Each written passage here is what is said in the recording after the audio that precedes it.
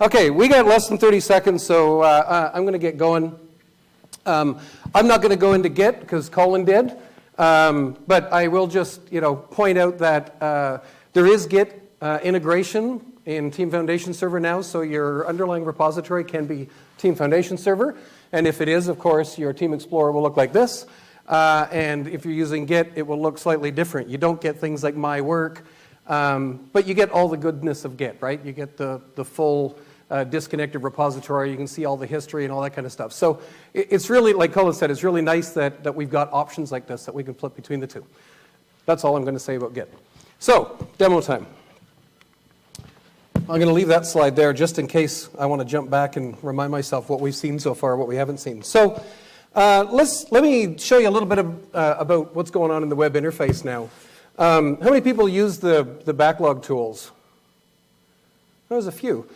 So this is the new web interface. It was in 2012, and it's so hard to keep up with because, especially if you're using the TFS preview or the cloud version, which is now called Visual Studio Online, because they're updating that thing all the time. I feel like every time I go to it, there's something new on the page that I didn't see before. But there's some really great stuff in here that's new.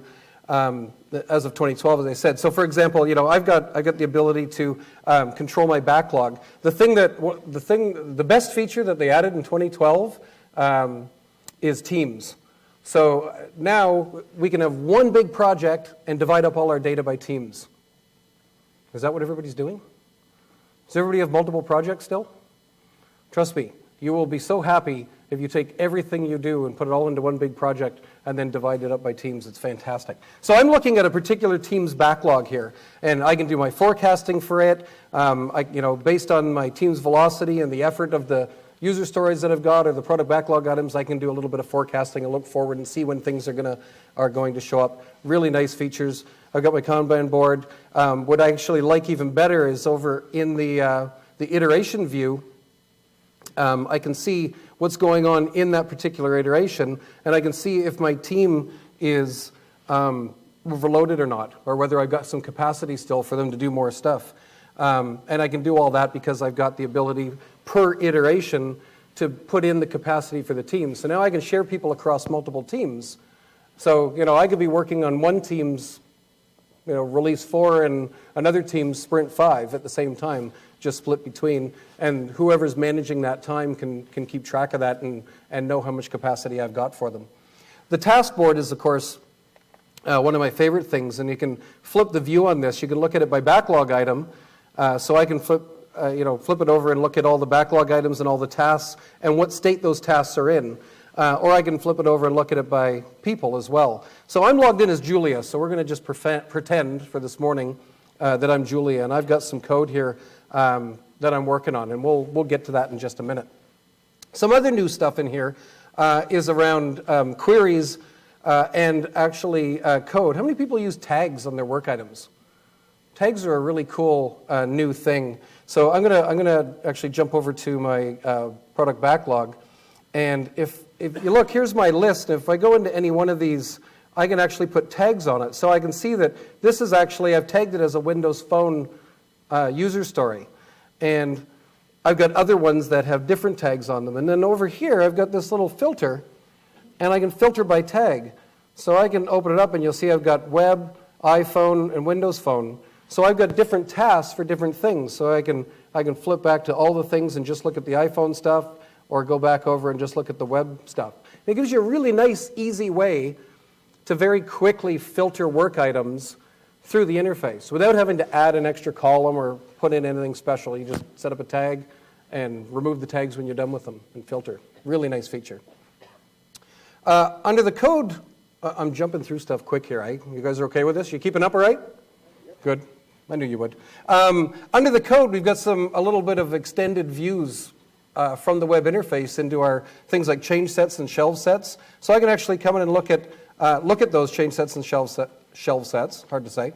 And I can actually, from the web, just see the change from the last change. And I can also make comments on it. You see right here, I can add an overall comment.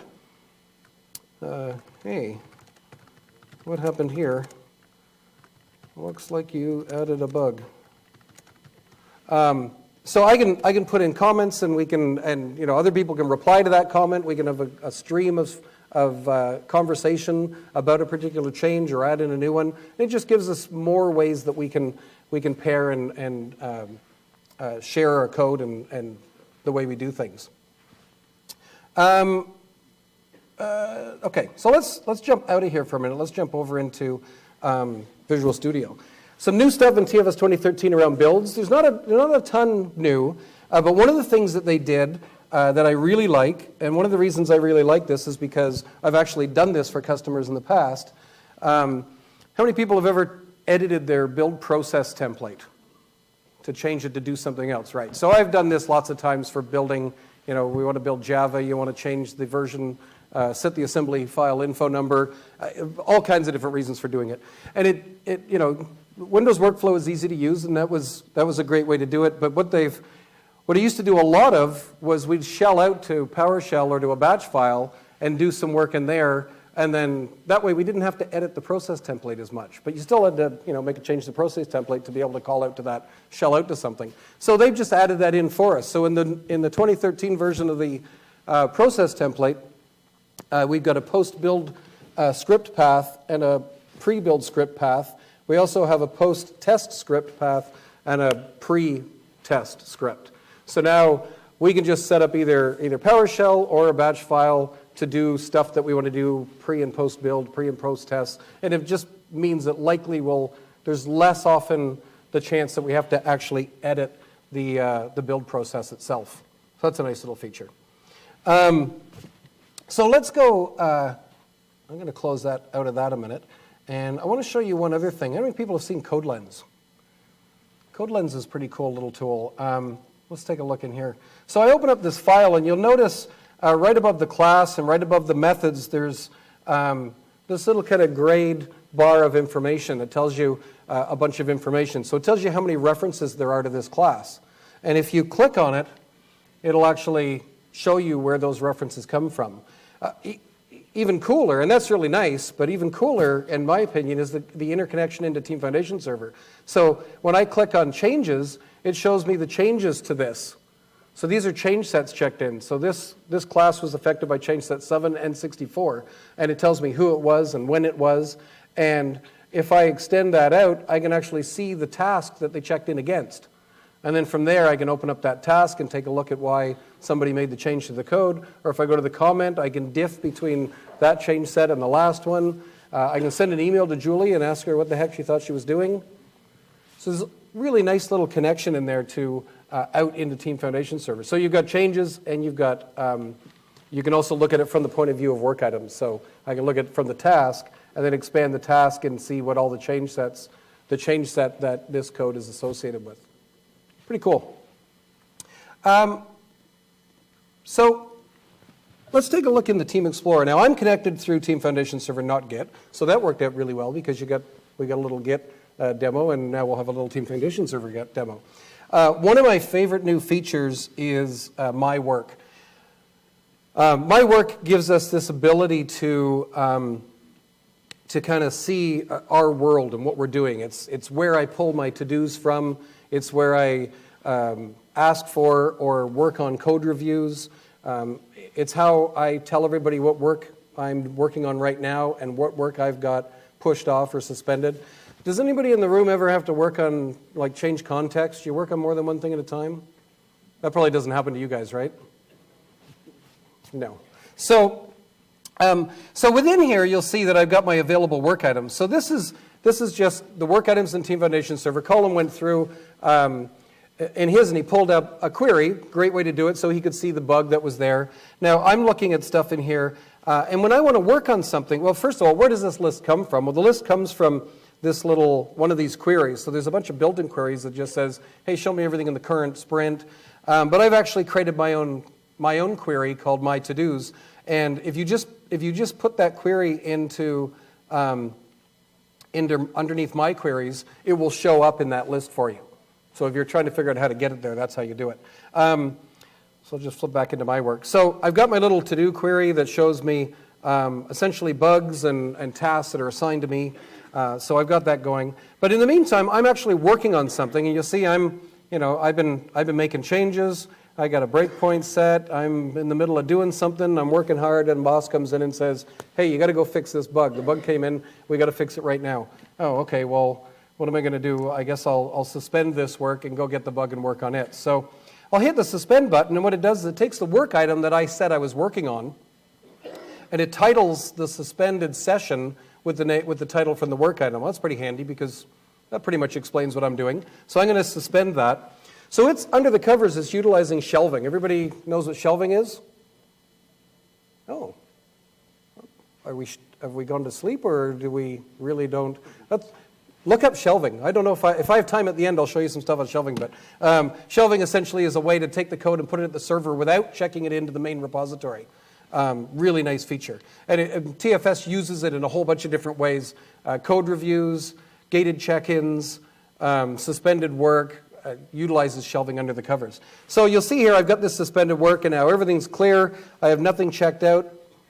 If we went and looked at my pending changes, I've got nothing going on now. I've kind of cleared away what I was doing. So back over to my work, and let's just go down to available work items, and I'll grab that bug and bring it up. I can open it up and take a look at what's going on. So somebody's sent me a nice bug with some the steps to reproduce and what's going on, and it looks like we forgot to put the full label on the title, so I better go and take a look and fix that up. So let's just go into the code in here. It was on employees, I believe, and we'll go and take a look. Yeah, there's the problem right there. So we'll put that in. I'll save that. So I'm going to check in this code. Let's go back over to my Team Explorer. I'll go to check in. You'll see how my Team Explorer is all integrated through all the pieces. Some people love this. Some people miss being able to pull the pending changes window out into its own space, or other windows. I'll show you in a second. You can now do that in 2013. So let's fix the label, and we'll check that in against the work items. That's great. And now back over to my work, and I can continue on where I was before. So I can go back to my suspended work, and I can resume that. So watch the magic. So now here I am back with my changes, the same windows open right where I was, my breakpoint sitting there, all the files I had open, Visual Studio's back in the state I was in when I suspended it.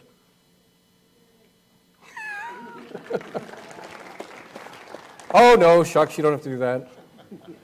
I will wait here a long time, though, for you to. So cool. That's great. I love that feature. And I hope they bring that to Git, because that's one of the things that is missing still. But I know they're working on stuff like that, so it's good. So let me go over to my builds a minute. I'm going to kick off a build. So I've got my Fabricam build here. I'm going to queue up a new build. So I'm going to queue up this build.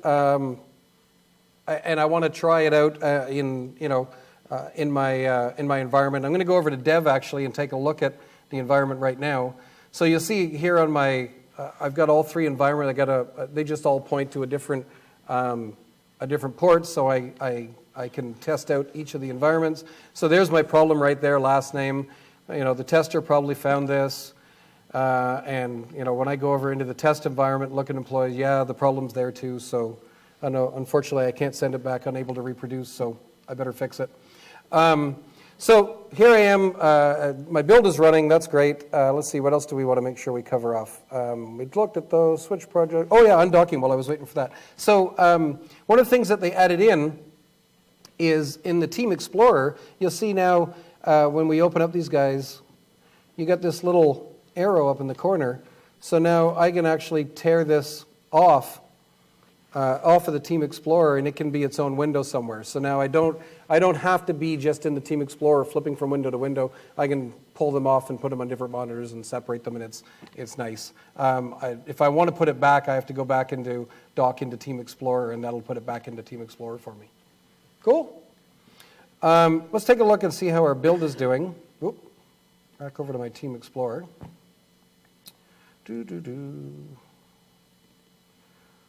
So the build is running, and it looks like oh no, it's still running. Okay. So what I'm going to do now, how many people in the room are responsible for deploying out into the test environment. Is that a lot of fun? Yeah, I can see the excitement.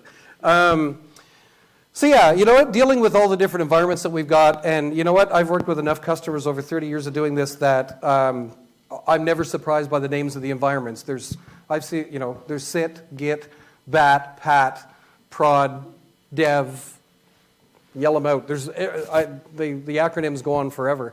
So I've got my great friend Max, who always does that kind of stuff for me. He's my TFS guru and ops guy. When you see the DevOps demos, I'm dev and he's ops. So, in case you didn't know that. So, great, our build is finished. It's all good. Now, what's happened in the build now, I've got a tool installed called Release Manager. Now, this is brand new to 2013. Release Manager came from a company called InCycle in Montreal. Nice Canadian company. Yay. Which is a great company. This software has been around for quite a while, so this isn't brand new out of the box. You don't have to worry about installing this with your 2013 and it being buggy. It's not. It is solid. Microsoft purchased them last year, and integrated Release Manager shipped with 2013, TFS 2013. Not fully integrated yet, but they're working on that. So right now, it still looks like it did from InCycle, except that the splash screen says Microsoft. I think Jeff did that himself. I'm not sure. So this is Release Manager. And Release Manager lets us define an application and how it gets deployed into different environments. It also lets us define those environments.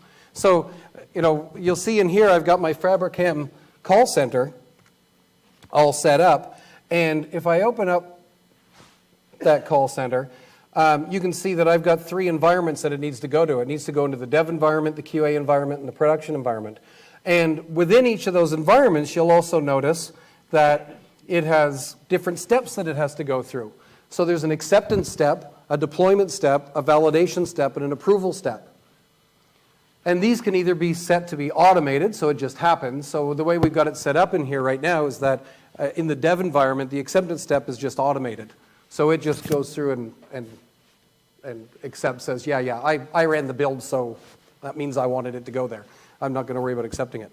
And same with the QA, but in production, that's not true. In production, Brian Keller has to actually come in and approve this. So the idea is that my build executes through TFS build, and then it packages up takes my binaries and puts them in the drop location, and then lets Release Manager know that, hey, this is ready to be deployed.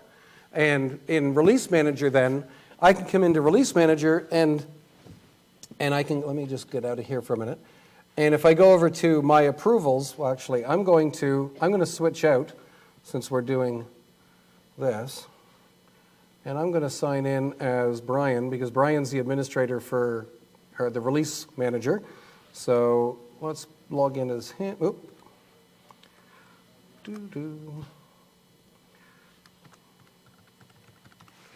We'll log in as Brian and we'll start up Release Manager in here. Okay. So Brian has we'll get to see a little bit more stuff in here now. So if I go into my approval requests, we'll see there's the build that I just triggered sitting there waiting to be either approved or rejected. And if I go, there's a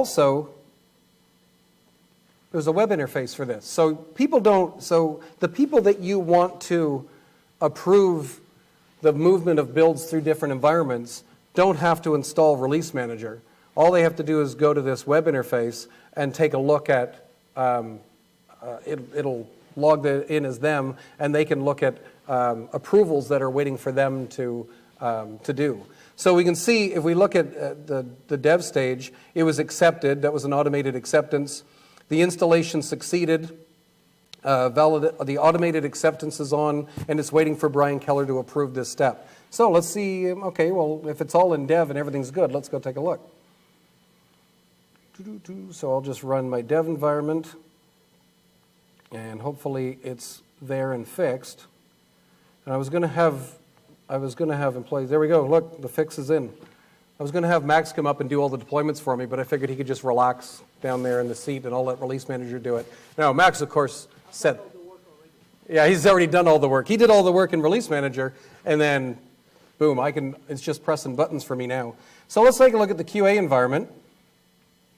Employees, right? It hasn't been fixed there. It's still that. So I'm going to go back over into Release Manager, and, well, actually, let's do it from the web interface. So I'm going to approve this. So looks good in dev. Close. And we'll just approve it.